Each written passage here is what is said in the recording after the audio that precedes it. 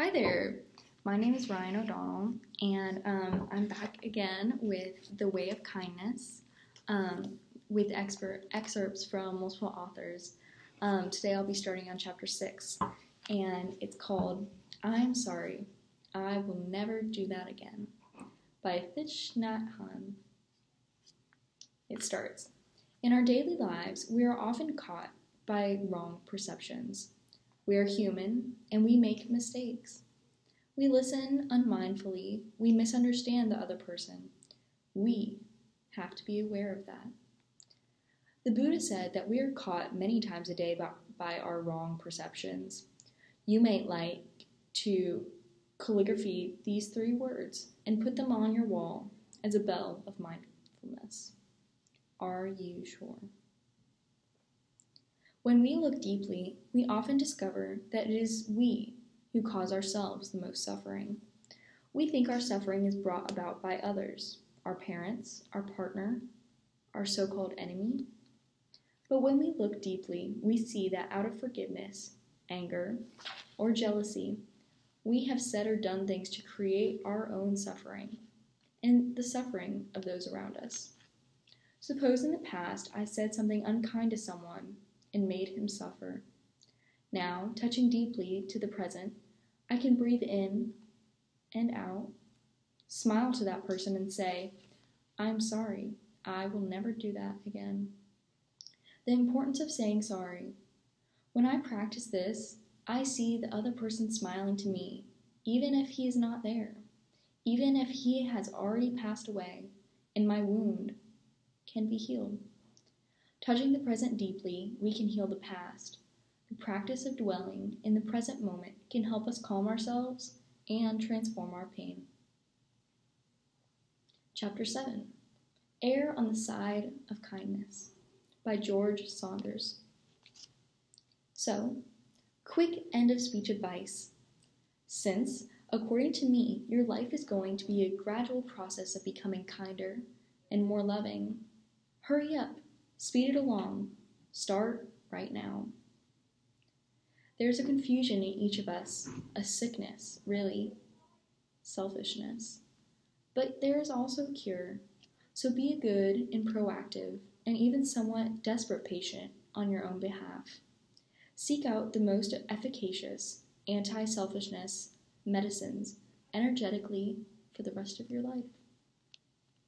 Do all the other things, the ambitious things. Travel, get rich, get famous, innovate, lead, fall in love, make and lose fortunes, swim naked in wild jungle rivers. But as you do, to the extent that you can, err in the direction of kindness. Do these things that incline you toward the big questions and avoid the things that would reduce you and make you trivial. That luminous part of you that exists beyond personality, your soul, if you will, is as bright and shining as any that has ever been. Bright as Shakespeare's, bright as Gandhi's, bright as Mother Teresa's. Clear away everything that keeps you separate from this secret luminous place. Believe it exists. Come to know it better. Nature it. And share its fruits tirelessly. And someday, in 80 years, when you're 100 and I'm 134, and we're both so kind and loving, we're nearly unbearable. Drop me a line. Let me know how your life has been. And I hope you will say, it has been so wonderful. Congratulations, class of 2013. I wish you great happiness, all the luck in the world, and a beautiful summer. Chapter 8. Learning to Love My Neighbor in New York by Carrie Weber. One cold winter night, I bought a tuna sandwich for dinner at a pharmacy. I was hungry and late for a meeting and was feeling sorry for myself having to eat dinner at a place that also sells stockings and cold medicine. I passed a man curled up under some blankets on the street. Got anything to eat? He asked, clearly seeing that I did. I took out half the sandwich and gave it to him, but as I walked away, doubts filled my head. Should I have given him the whole sandwich? Should I have bought another one just for him? Was he even hungry? It's not easy to determine the best ways to act in kindness and mercy. Of course, St. Basil the Great of the 4th century put it quite simply. The bread which you do not use is the bread of the hungry. The garment hanging in your wardrobe is the garment of him who is naked. The acts of charity that you do not perform are so many injustices that you commit. That is a challenging statement. My lack of action can be in itself an injustice. But how do we know when and how to act? It seems like too much, sometimes, to feel even for every person you see and to give to people in need, not knowing what they'll do with the money. It's difficult to see everyone as an individual. An expanding heart. In the summer before that cold winter night, I had been threatened by a man who had locked himself in the wheelchair-accessible bathroom at church. I'd knocked on the door and the man had emerged, a flurry of baggy, ragged clothes and unkempt hair. Angry, screaming, delusional. He believed his feet had been burned by acid and that I'd been continually bothering him. His arm was raised and his fist clenched tightly as he started at me. All I can remember about that moment is thinking, I'm about to get punched in the face, although I made no attempt to move. Sensing this, my then boyfriend stepped in to mediate, and the man punched him in the face instead. It was a long day. Since then, I've been a bit more wary than worried about many of the homeless people I passed on the street, yet I tried to strike a balance between vigilance and mercy. Mercy, as described by Venerable Catherine Macaulay, founder of the Sisters of Mercy, is the, quote, the principal path pointed out by Jesus Christ to those who are desirous of following him, unquote. It sounds simple enough, and yet I often feel like that this path can be a difficult one to travel, and that keeping pace with Jesus, our guide on this path, is a challenge. The thing is, it's easy to imagine yourself doing great works of mercy. It's easy to have good intentions. What's difficult is the follow-through, because God didn't challenge us to commit to the corporal works of mercy for a few days. God challenges us to commit to a lifestyle and a lifetime of mercy. And that's not easy because maybe in the end the corporal works of mercy, feeding the hungry, giving drink to the thirsty, sheltering the homeless and others, aren't things that can be completed the way one can finish playing a board game or painting a picture. Each act is not an isolated incident, but a part of a process akin to sweeping the floor. You have to do it regularly, or things can begin to get messy. They must become habits without becoming mindless. Ultimately, the works of mercy point us towards ways in which we can build God's reign on earth. And yet, action must be rooted in the relationship. In one of the most powerful passages in Dorothy Day's autobiography, The Long Loneliness, she speaks of the wonderful evolution of the Catholic worker movement and writes about how many surprising, God-filled moments she came about while, quote, we were just sitting there talking, unquote. She writes of people moving in and out of the house and says, somehow the walls expanded. I can't help but think that here she writes not only of the willingness of the community to take on and take in guests, but also the walls of the heart growing in kind. Because that is how our hearts are meant to work. Just when you think your heart is full to the breaking point, it adapts and grows and learns to love more than you ever thought it could. A sheltered life. In an effort to delve more deeply into the works of mercy, I decided to stay as an overnight volunteer at a homeless shelter at a nearby church. I would spend the night in a church basement with more than a dozen men I'd never met, and I had no idea what to expect. When I arrived, the shelter feels strangely similar, like a kind of place in which I would have attended a brownie sleepover as a child, but with rough, folded cots, instead of thin Minnie Mouse-themed sleeping bags on the floor. The walls of the shelter are white, and the room is long and sparse. The cots are folded and lined up near the walls. Each already has blankets on it. Near the bed are hooks on the walls upon which hang random personal items, presumably owned by the men. A few jackets, a suit coat on one hook, a plastic, gold-covered Centurion helmet on another. When the men arrive, a young man smiles broadly at me and introduces himself as Angelo. He holds out his hand to shake mine. "Don't worry, they're clean," he says. "I'm not worried about germs, just shocked that he's so young. He couldn't be older than his early 20s. Next, Greg comes over. He's wearing a blue-gray sweatshirt and has several tattoos. We begin chatting, and the subjects range from our favorite kinds of chicken to the fact that he's been to Western Massachusetts, where I grew up. Greg tells me he's been all over New England and the Midwest. His dad was in the Navy. When he finds out that I worked for a Jesuit magazine, he says he knew a guy who went to a Jesuit high school. As he talks, he spreads peanut butter on a toasted heel of bread and then rolls it up. Are the Jesuits like the brothers up by St. Francis? Is there a rivalry? Like gangs? He asks, laughing. Like the Sharks and the Jets, I say, lots of finger snapping. Johnny, who's been sitting nearby, gets up and walks away and then comes back with a card that reads, St. Padre Pio House. He says it's at 155th Street in the South Bronx. He was a priest who bled from his hands and feet. He says with a sweet pride at being able to connect my world to his. Yeah, that's the stigmata, I say. Johnny nods. A man named Louis asks if I brought earplugs. I tell him no. I hope you're a good sleeper, he replies. One of the men tells me it's a joke, and I laugh in approval. Greg chimes in. You'll have to let her think we're high-quality homeless people, he says, and laughs as well. And in that moment, I realized that deeper in conversation, I'd forgotten about label for a while. I hadn't tried to categorize the men as crazy or Christ-like. I just let them be. And I'd allowed myself to be present.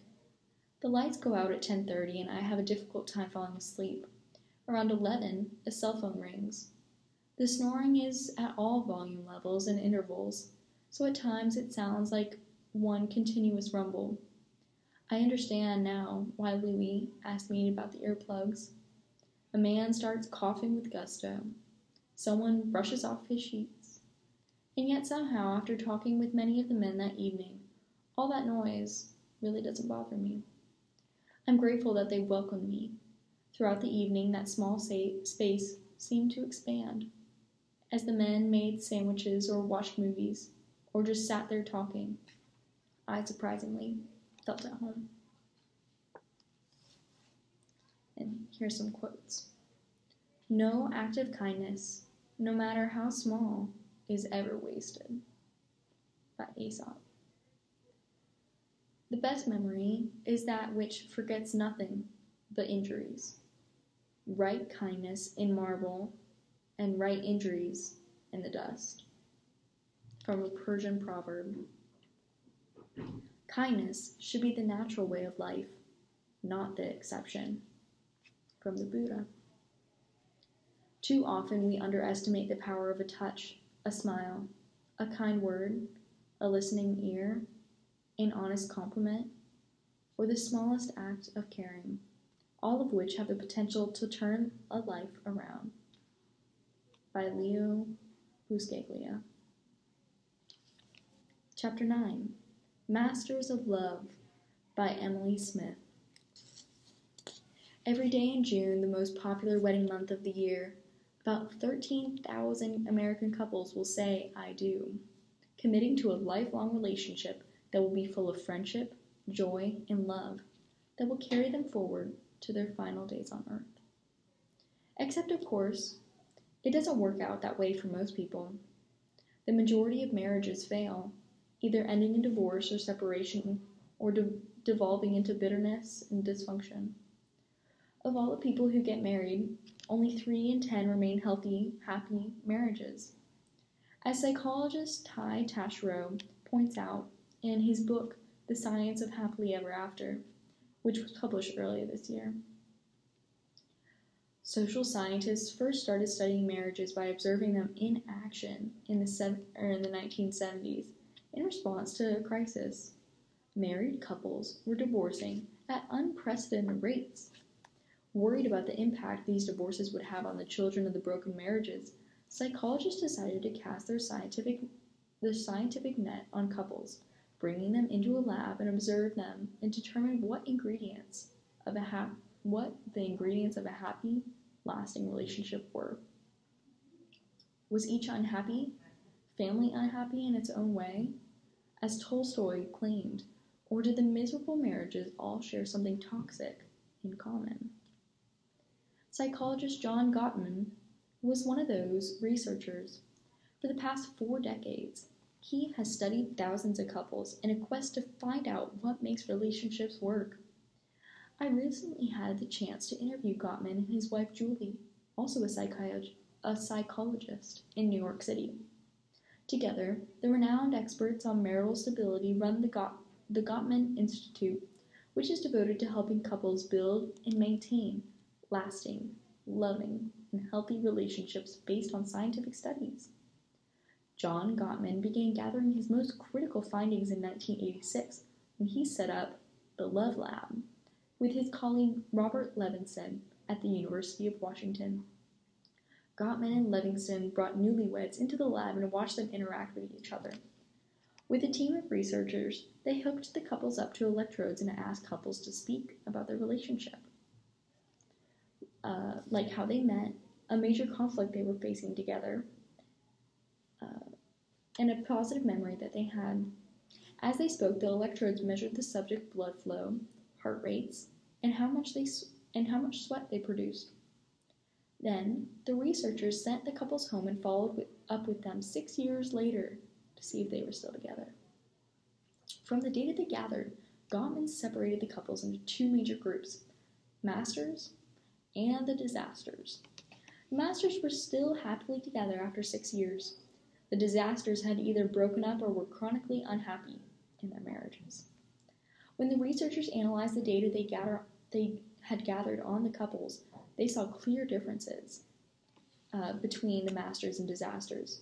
The disasters looked calm during the interviews, but their psychology, measured by the electrodes, told a different story.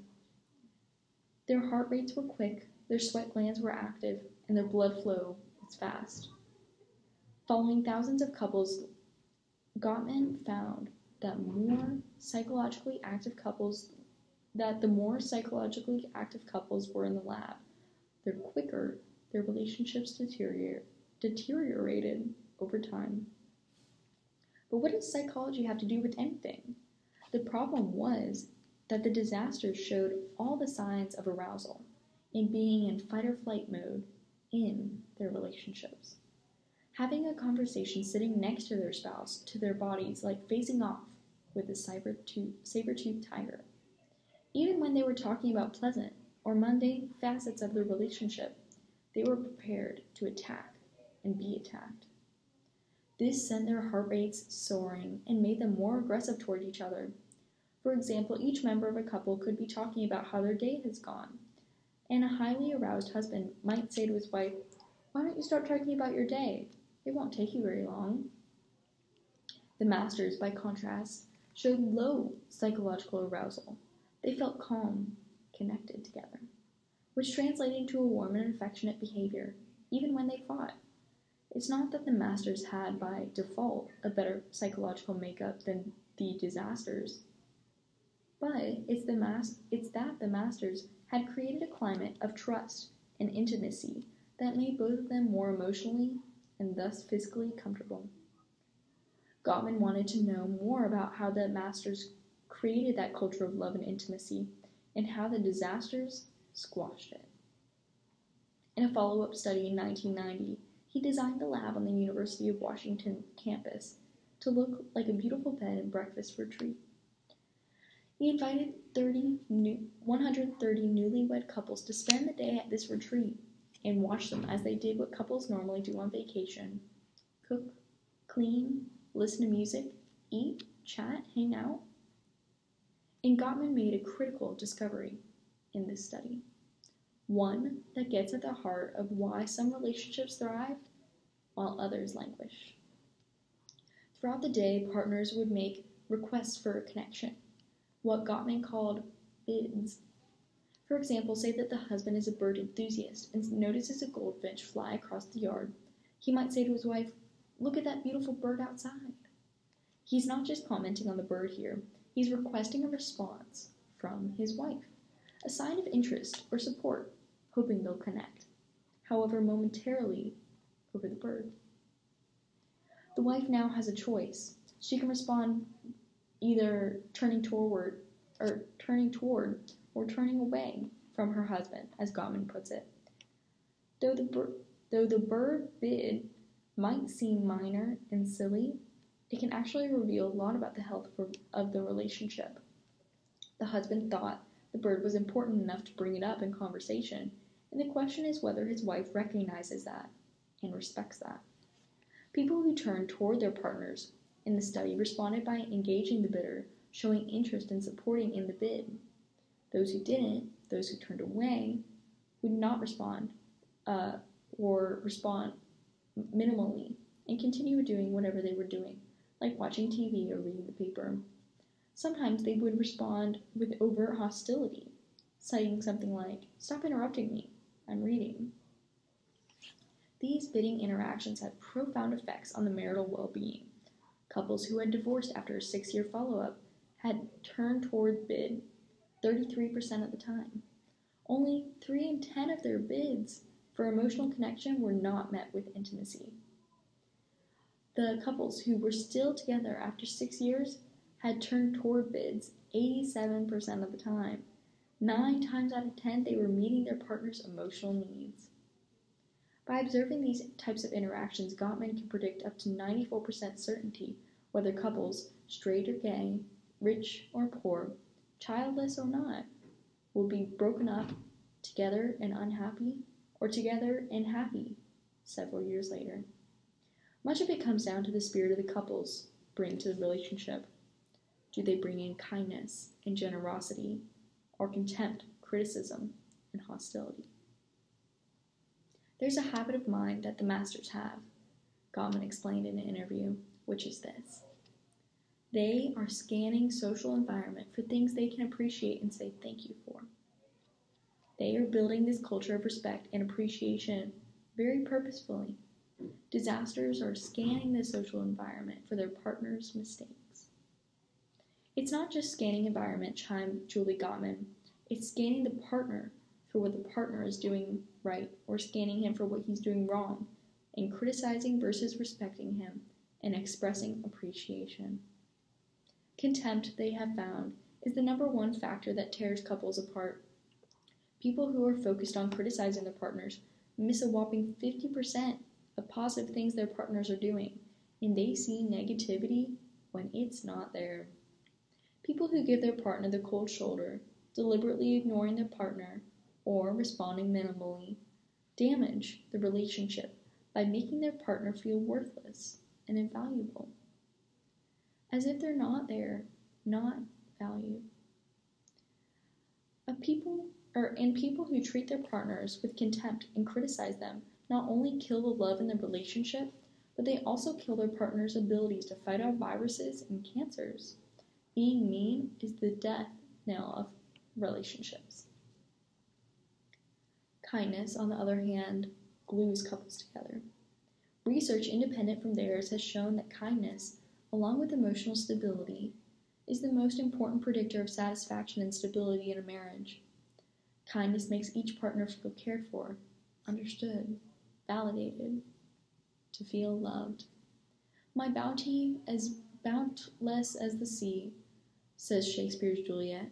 My love as deep, the more I give to thee, the more I have, for both are infinite. That's how kindness works too. There's a great deal of evidence showing the more someone receives or witnesses kindness, the more they will be kind to themselves, which leads to upward spirals of love, generosity, and kindness in a relationship. There are two ways to think about kindness. You can think about it as a fixed trait. Either you have it or you don't. However, in some people, you can think of kindness as a muscle. That muscle might be naturally stronger in someone else than others, but it can grow stronger in everyone with a little bit of exercise. Masters tend to think about kindness as a muscle. They know that they have it to exercise it to keep it in shape. They know, in other words, that a good relationship requires sustained hard work. If your partner expresses a need, explained Julie Gottman, and you're tired, stressed, distracted, then the generous spirit comes in when a partner makes a bid, and you still turn towards your partner. In that moment, the easy response may be to turn away from your partner and focus on your iPad or your book or the television. To mumble, and move on with your life, but neglecting small moments of emotional connection will slowly wear away at your relationship. Neglect creates distance between partners and breeds resentment in the one who is being ignored. The hardest time to predict kindness is, of course, during a fight. But this is also the most important time to be kind. Letting contempt and aggression spiral out of control during a conflict can inflict irrevocable damage on a relationship.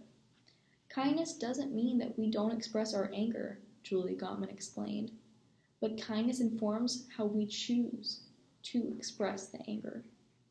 You can throw spears at your partner, or you can explain why you're hurt and angry, and that's the kinder path. John Gottman elaborated on those spears. Disasters would say things differently in a fight. Disasters will say, "You're late. What's wrong with you? You're just like your mom." Masters will say, "I feel bad for picking on you about your lateness, and I know it's not your fault, but it's really annoying that you're late again." For the hundreds of thousands of couples getting married this month, and for the millions of couples currently together, married or not, the lesson from the research is clear. If you want to have a stable, healthy relationship, exercise kindness early and often. When people think about practicing kindness, they often think about small acts of generosity, like buying each other little gifts, or having one another back rubs every now and then. While those are great examples of generosity, kindness can also be built into the very backbone of a relationship through the way partners interact with each other on a day-to-day basis, whether or not there are back rubs and chocolates involved. One way to practice kindness is by being generous about your partner's intentions. From the research of the Gottmans, we know that disasters see negativity in the relationship, even when it's not there. An angry wife may assume, for example, that when her husband left the toilet seat up, he was deliberately trying to annoy her. But he may have just absent-mindedly forgotten to put the seat down. Or say a wife is running late to dinner, again, and the husband assumes that she doesn't value him enough to show up to their date on time after he took the trouble to make a reservation and leave work early so that they could spend a romantic evening together. But it turns out that the wife was running late because she had stopped by the store to pick him up a gift for their special night out. Imagine her joining him for dinner, excited to deliver her gift, only to realize that he's in a sour mood because he misinterpreted what was motivating her behavior. The ability to interpret your partner's actions and intentions charitably can soften the sharp edge of conflict. Even in relationships where people are frustrated, it's almost always the cause that there are positive things going on and people try to do the right thing. Psychologist Ty Tarsho told me, a lot of times a partner is trying to do the right thing even if it's executed poorly. So, appreciate the intent. Another powerful kindness strategy revolves around shared joy. One of the telltale signs of the disaster couples Gottman studied was their inability to connect over each other's good news. When one person in the relationship shared the good news of, say, a promotion at work with excitement, the other would respond with wooden disinterest by checking his watch or shutting the conversation down with a comment like, "That's nice." We've all heard that partners should be there for each other when things get rough, but research shows that being there for each other when things go right is actually more important for the relationship quality. How someone responds to a partner's good news can have a dramatic consequence for the relationship. In one study from 2006, psychological research, Shelley Gable and her colleagues brought young adult couples into the lab to discuss recent positive events from their lives. The psychologists wanted to know how partners would respond to each other's good news. They found that, in general, couples responded to each other's good news in 4 different ways that they called passive destructive, active destructive, passive constructive, and active constructive. Let's say that one partner has recently received the excellent news that she got into medical school. She would say something like, "I got into my top choice, med school." Those who showed genuine interest in partner's joy were more likely to be together. If her partner responded in a passive destructive manner, he would ignore the event. For example, he might say something like, "You wouldn't believe the great news I got yesterday. I won a free t-shirt." If her partner responded in a passive constructive way, he would acknowledge the good news, but in a half-hearted, understated way. A typical passive constructive response is saying, "That's great, babe," as he texts his buddy on the phone. In the third kind of response, active destructive, the partner would diminish the good news his partner just got. "Are you sure you can handle all the study? And what about the cost? Med school is so expensive." Finally, there's active constructive responding. If her partner responded in this way, he stopped what he was doing and engaged wholeheartedly with her. "That's great. Congratulations. When did you find out? Did they call you? What classes will you take for a semester?" Among the 4 response styles, active constructive responding is the kindest. While the other responses styles are joy killers, active constructive responses allow the partner to savor her joy and gives the couple an opportunity to bond over the good news. In the parlance of the Gottmans, active constructive responding is the way of turning toward your partner's bid, sharing the good news rather than turning away from it. Active constructive responding is critical for healthy relationships. In the 2006 study, Gable and her colleagues followed up with the couples 2 months later to see if they were still together. The psychologists found that the only difference between the couples who were together and those who broke up was active constructive responding. Those who showed genuine interest in their partner's joys were more likely to be together. In an earlier study, Gable found that active constructive responding was also associated with higher relationship quality and more intimacy between partners. There are many reasons why relationships fail, but if you look at what drives the deterioration of many relationships, it's often a breakdown of kindness. As the normal stresses of a life together pile up, with children, career, friends, in-laws, and other decisions crowding out the time for romance and intimacy, couples may put less effort into their relationship and let petty grievances hold against one another tear them apart. In most marriages, levels of satisfaction drop dramatically with the first few years together. But among couples who not only endure, but live happily together for years and years, the spirit of kindness and generosity guides them forward. Again, with some quotes. "Kindness is more important than wisdom, and the recognition of this is the beginning of wisdom." By Theodore Isaac Rubin. "Recompense injury with justice, and recompense kindness with kindness." Confucius. "Kindness is the golden chain by which society is bound together." By Goethe. "If speaking kindly to plants helps them grow, imagine what speaking kindly to humans can do." Anonymous. Thank you so much for reading with me today, and I hope that you'll be back soon, and hope that you maybe got a little bit out of today's reading and it brightens your day. See you.